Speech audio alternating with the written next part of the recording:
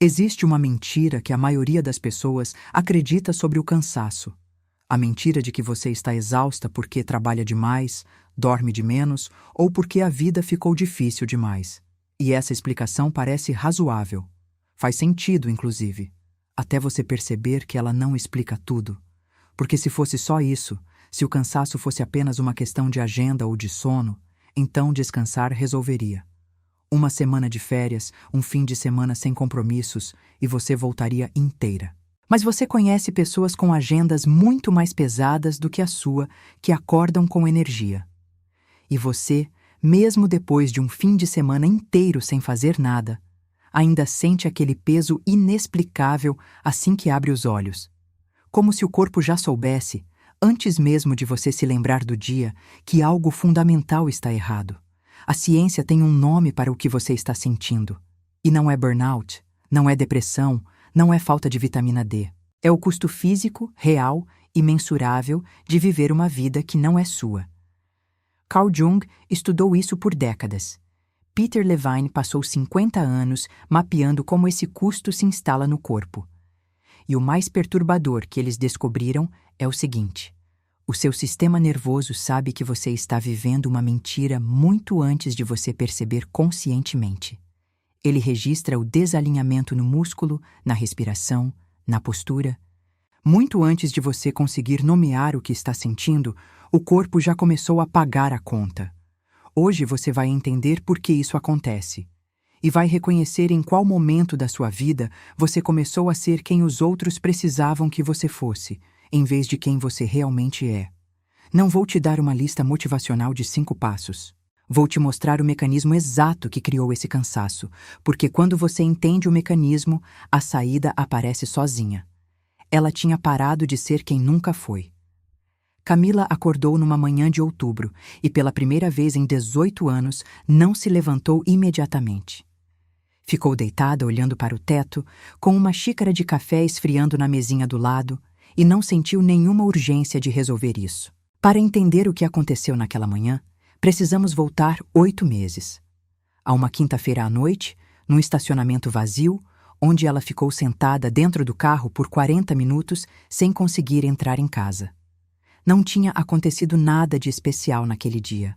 Ela não tinha brigado com ninguém, não tinha perdido cliente, não tinha nenhum motivo concreto para estar ali parada com as mãos no volante e os olhos fixos num ponto qualquer do asfalto molhado. Era uma quinta-feira comum. Reunião de manhã, almoço em pé, buscar os filhos às 6, jantar, banho, dever de casa, e então, quando finalmente teria um momento só dela, ela parou o carro e simplesmente não conseguiu dar mais esse passo. Camila tinha 41 anos, era arquiteta com reputação sólida, mãe de 2 filhos, parceira presente, filha que nunca deu trabalho. Do lado de fora, tudo estava no lugar. Por dentro, havia um tipo de cansaço que ela não sabia nomear. Não era cansaço de trabalhar muito, não era falta de sono, era algo mais antigo do que qualquer coisa que ela pudesse apontar no calendário. Sabe aquela sensação de que você está fazendo tudo certo e mesmo assim algo fundamental está errado? Era exatamente isso. Carl Jung passou a vida inteira estudando exatamente esse momento. Não o colapso dramático, não a crise que aparece nos jornais. O momento quieto e invisível onde uma pessoa percebe, mesmo sem palavras para isso, que a vida que está vivendo não pertence a ela. Jung chamava de crise de individuação e descrevia com uma precisão que ainda hoje incomoda. A maioria das pessoas passa a vida toda habitando uma persona, uma construção cuidadosa do que os outros precisam que ela seja, sem jamais perguntar quem está embaixo disso. É como usar uma fantasia por tanto tempo que você esquece como é o seu próprio rosto. E o que Jung observou ao longo de décadas de clínica é que essa construção não começa na vida adulta. Ela começa muito antes. Começa quando uma criança percebe, de forma ainda pré-verbal, o que é seguro mostrar e o que é melhor esconder. Quando aprende que certos sentimentos geram rejeição e que certos comportamentos geram aprovação. E vai montando, tijolo por tijolo, uma versão de si mesma que funciona, que é amada, incluída, aplaudida. mas que cada vez mais tem pouco a ver com quem ela realmente é. A persona de Camila tinha sido construída com detalhe ao longo de 4 décadas. A filha que não chorava na frente da mãe porque a mãe ficava ansiosa com lágrimas. A aluna que se esforçava além do necessário porque o pai só notava resultados. A profissional que nunca dizia não porque aprendeu cedo que dizer não significava ser difícil. Cada uma dessas camadas havia sido adicionada por uma razão legítima: pertencer, ser amada, sobreviver. O problema não era a máscara. Era que Camila havia esquecido, há muito tempo, que existia um rosto embaixo dela. E havia algo específico que ela havia fechado numa gaveta quando tinha 12 anos. Uma coisa pequena, aparentemente sem importância, que tinha tudo a ver com aquele estacionamento 30 anos depois. Mas para entender o que foi, primeiro você precisa entender o que o seu sistema nervoso faz com as coisas que você decide não sentir. Existe algo que a maioria das abordagens de autoconhecimento não te conta, provavelmente porque é desconfortável demais. O sistema nervoso não armazena memória em forma de pensamento. Ele armazena em forma de padrão corporal. Uma tensão específica no pescoço que aparece toda vez que você recebe uma crítica. Uma contração no estômago antes de uma conversa difícil. Uma respiração que fica rasa quando alguém levanta a voz. Esses padrões não são psicológicos no sentido abstrato. São instruções físicas que o sistema nervoso aprendeu e repete automaticamente, sem precisar da sua permissão. Pensa assim: toda vez que você viveu uma situação ameaçadora, mesmo que a ameaça fosse apenas emocional, como a possibilidade de ser rejeitada ou desaprovada, o sistema nervoso criou uma resposta. E como qualquer sistema de aprendizado eficiente, ele arquivou essa resposta para usar de novo na próxima situação parecida. O problema é que esse arquivo não tem data de validade e não tem critério de relevância. Ele simplesmente dispara, hoje, 30 anos depois, como se a ameaça original ainda existisse. Peter Levine, neurocientista que passou 50 anos estudando como o trauma, inclusive o trauma pequeno, do dia a dia, se instala no corpo, descobriu algo que muda tudo. Cada emoção suprimida deixa um rastro físico que continua ativo décadas depois. Cada vez que Camila sorriu quando estava com raiva, o sistema nervoso registrou: raiva é perigosa, sorrir é seguro. Cada vez que ela engoliu o que queria dizer numa reunião, o corpo anotou: silêncio protege, falar expõe. Essas não eram fraquezas de caráter. Eram estratégias de sobrevivência de uma criança que o sistema nervoso adulto continuava executando, porque ninguém tinha avisado que a ameaça original não existia mais. E o custo disso não é só psicológico, é metabólico. Manter o sistema nervoso em estado de alerta crônico, pronto para suprimir, controlar, adaptar, consome energia. Muita energia. Energia que não sobra para criatividade, para prazer, para conexão genuína. Energia que vai embora antes mesmo do dia começar. É por isso que você acorda cansada. Não porque dormiu mal, mas porque seu corpo passou a noite inteira fazendo o que faz há décadas. Mantendo a guarda. Escreve nos comentários qual das 3 é você. A. Você sabe exatamente qual papel está te consumindo. B. Você sente o cansaço, mas não sabe de onde vencer. Você está assistindo isso e fingindo que não é sobre você. Na perspectiva de Hélio Couto, esse fenômeno pode ser entendido como um desalinhamento de campo. Quando o ser humano age de forma sistemática contra sua natureza essencial, o custo disso se manifesta primeiro no corpo, muito antes de aparecer como pensamento consciente. Não é uma linguagem que a ciência convencional usa, mas aponta para o mesmo lugar que Levine e Jung já descreviam por outros caminhos. Existe um preço físico para viver uma vida que não é sua. E esse preço vai sendo cobrado em parcelas tão pequenas que você nem percebe. Até que num estacionamento qualquer, numa quinta-feira comum, o corpo para e diz: não consigo mais. O que Camila sentia naquele estacionamento não era cansaço de trabalhar muito.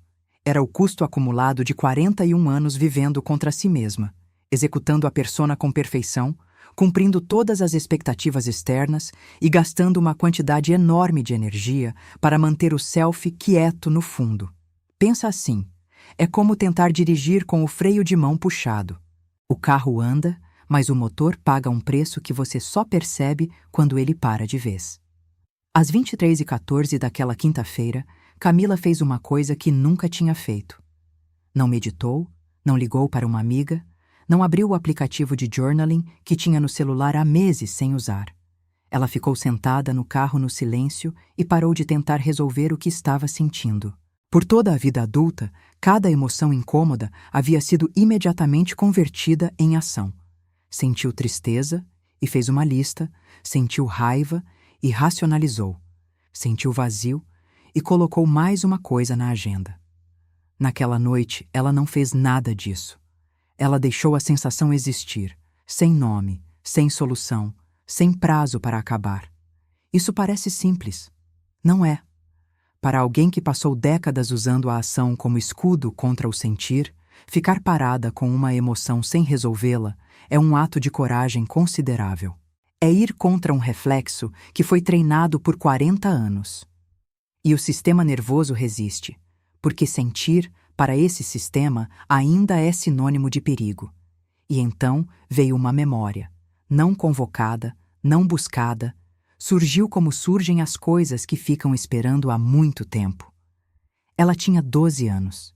Estava no quarto desenhando num caderno de capa preta que comprou com a mesada, e a mãe entrou, olhou para o caderno e disse: "Para de perder tempo com isso e vai estudar." Não foi dito com crueldade. Foi dito com a preocupação legítima de uma mãe que queria que a filha tivesse um futuro estável. Camila fechou o caderno naquele dia e não abriu mais por 29 anos. Não foi um trauma com T maiúsculo. Não houve violência. Não houve abandono. Foi uma instrução pequena, dita numa tarde comum, que o sistema nervoso de uma criança de 12 anos transformou em lei. O que você gosta não é produtivo. Prazer não tem valor. Seja útil, ou não seja nada. E essa instrução foi silenciosamente copiada para cada área da vida que se seguiu. Para o curso que escolheu porque era seguro, não porque amava. Para os projetos que aceitou porque era difícil dizer não. Para a mulher que construiu, eficiente, confiável, admirada e completamente alheia a si mesma. É isso que Levine chama de trauma do cotidiano. Não o acontecimento catastrófico, mas a instrução repetida ao longo do tempo que ensina o sistema nervoso a desconfiar de si mesmo. E o mais silencioso nesse processo é que a criança não culpa quem deu a instrução. Ela culpa a si mesma por ter sentido o que sentiu. Pelo caderno, pelo desenho, por querer algo que parecia não ter lugar naquele mundo. Jung chamava isso de ferida de individuação. O momento onde o self aprende que não é seguro aparecer e recua para um lugar fundo onde fica esperando, às vezes por décadas, que alguém finalmente venha buscá-lo. Às 23h31, Camila entrou em casa. Não tinha resolvido nada, não tinha nenhuma clareza nova, não tinha nenhum plano, mas tinha feito, pela primeira vez em muitos anos, algo que parecia simples e era imensamente difícil. Tinha parado de fugir de si mesma. E foi esse gesto, pequeno, invisível para todo mundo ao redor, que mudou tudo. Naquela manhã de outubro, com o café esfriando na mesinha, Camila não havia chegado a lugar nenhum. Ela estava no meio de um processo que não tem data de conclusão e não produz certificado. Mas havia parado de correr de um lugar que nunca existiu. Essa versão definitiva de si mesma, que sempre estaria pronta depois de mais uma conquista, mais uma responsabilidade cumprida, mais um ano de esforço. O caderno de capa preta ainda estava na gaveta. Mas pela primeira vez em 29 anos, ela sabia onde ele estava. O cansaço que você sente não é fraqueza, não é sinal de que você está fazendo algo errado. É o custo real, mensurável, físico, de carregar uma versão de si mesma que foi construída para agradar, não para viver. É o motor tentando funcionar com o freio de mão puxado. É o sistema nervoso executando um protocolo de proteção que foi útil um dia e hoje só consome. E a pergunta que Camila precisou fazer naquele estacionamento, e que talvez você precise fazer agora, é simples e assustadora ao mesmo tempo. O que você fechou que ainda está esperando ser aberto? Qual é o seu caderno de capa preta? Jung dizia que a individuação não é o caminho para a felicidade, é o caminho para a inteireza. E inteireza inclui partes que doem, partes que são inconvenientes, partes que vão decepcionar algumas pessoas ao redor. Inclui o caderno que você fechou, a escolha que você não fez, a versão de você que ficou esperando enquanto você cumpria tudo o que era esperado. Mas a dor de ser quem você é, com tudo que isso implica, é sempre menor do que o peso silencioso, acumulado, exaustivo, de ser quem você não é. Você pode continuar fingindo que esse cansaço vai passar com mais descanso, ou pode começar a fazer a única pergunta que realmente importa. Eu sou frequência rara.